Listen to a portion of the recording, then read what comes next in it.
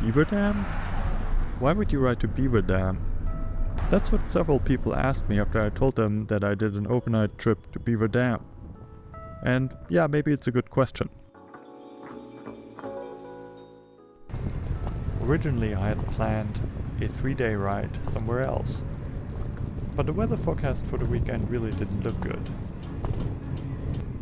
On Saturday afternoon it was supposed to rain, and then on Sunday it was going to be thunderstormy pretty much all day. So that didn't sound good for a 3-day long, strenuous trip.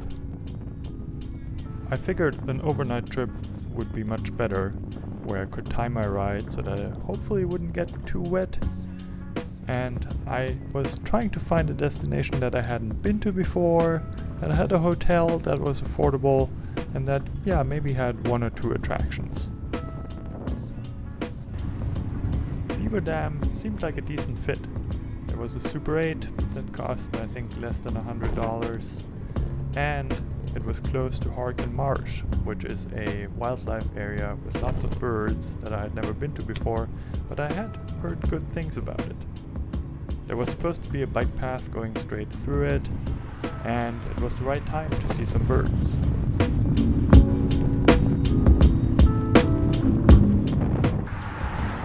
So on a Friday morning, I headed out.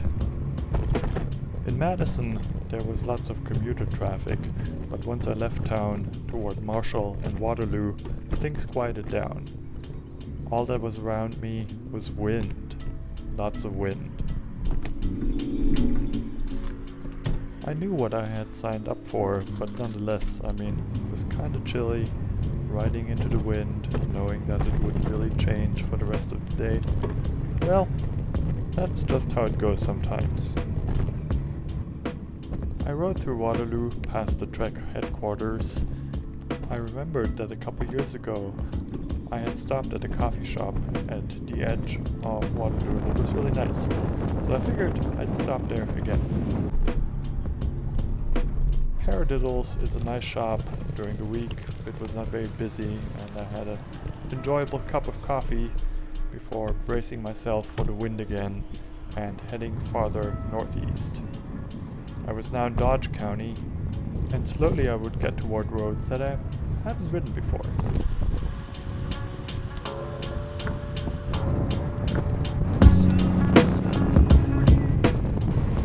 Nice Wisconsin country roads. Nothing too exciting, but also very little traffic, and so I had a good time.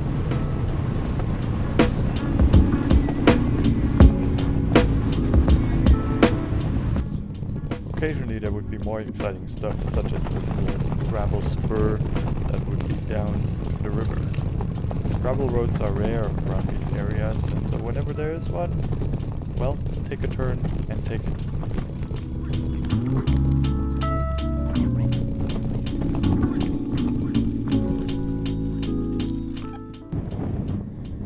The wind kept going, but at least there was no sign of rain yet. And so I was fairly confident that I would make it to my destination before the rain would come, and take my time and enjoy the sights along the way.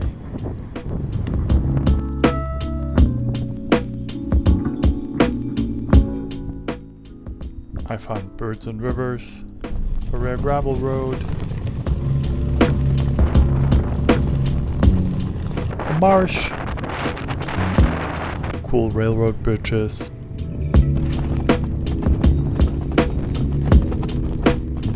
eventually, I would get into Beaver Dam.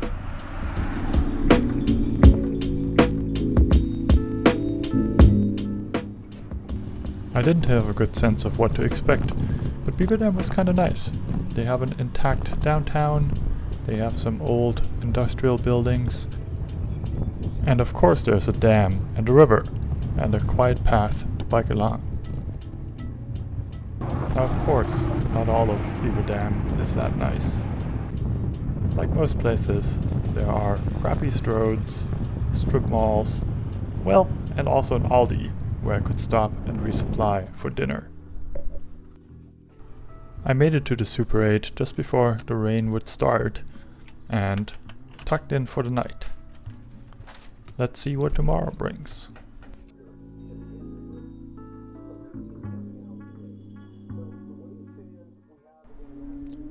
The day started with terrible coffee, terrible oatmeal, and terrible news on the weather. Giant hail and destructive winds pummeled the central US, and it seemed like it was heading our direction.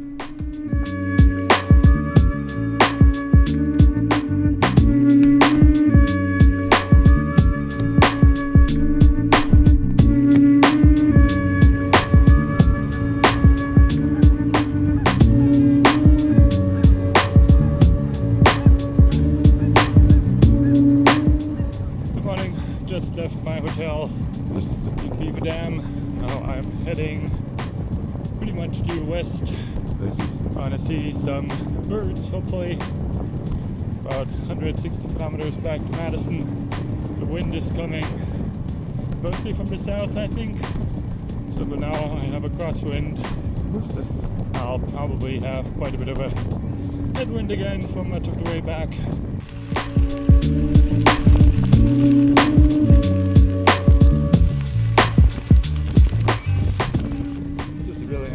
Especially if you have a blazing tailwind, as I do right now. Regret this later. That was very prophetic, but because I was first going north for a little bit to go to Hurricane Marsh, for now things were pretty good.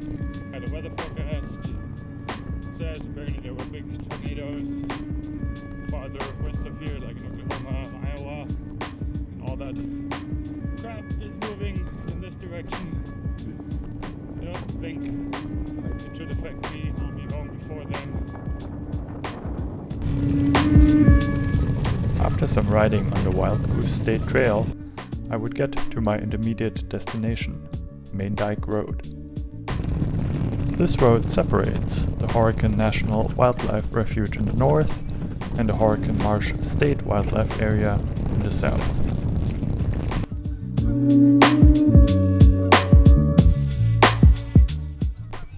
This is an unpaved road that's mostly closed to motor vehicles, and so I had it all to myself.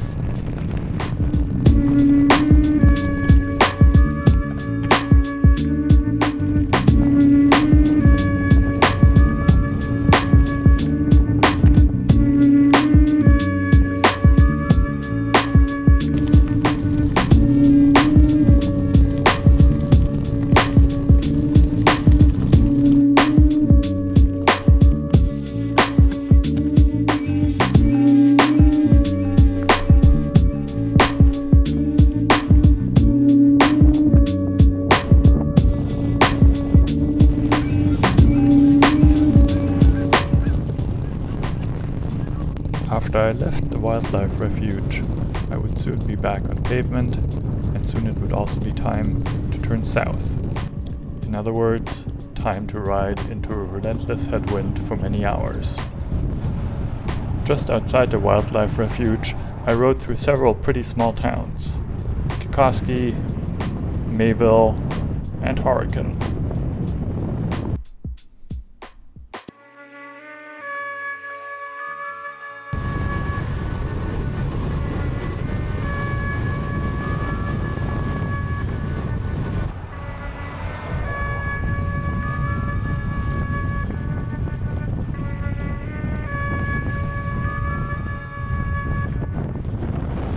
After Hurricane, there wasn't a whole lot of there. It was just me, the road, and the wind.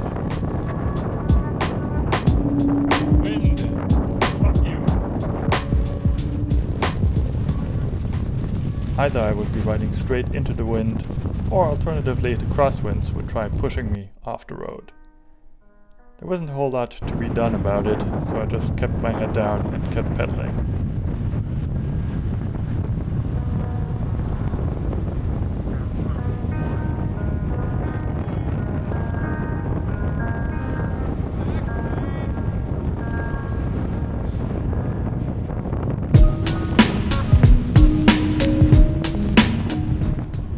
Finally, I saw the first signs for Lake Mills, which made me quite happy. I really needed something to eat, to drink, sunscreen, and just a place without wind.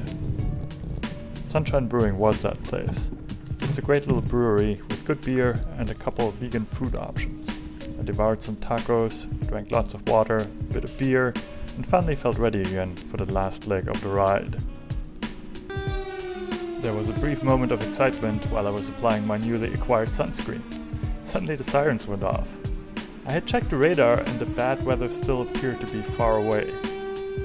Well, nobody else seemed to be bothered by the sirens, and so I figured everything was fine. And it was.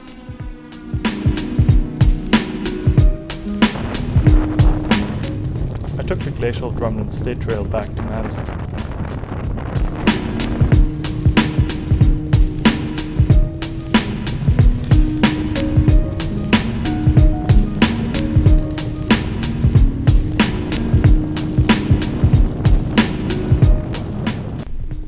The trees on the trail provided some protection from the wind and sun. And occasionally they provided opportunities to hone my cyclocross skills.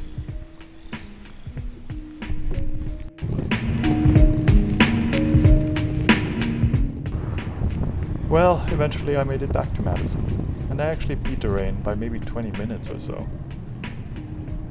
Hours of riding into the headwind can be demoralizing, but on the other hand, after a day or two, it all feels quite distant, and most of what I remember are the beautiful moments of the ride. Thanks for joining me on my ride and watching this video. See you next time.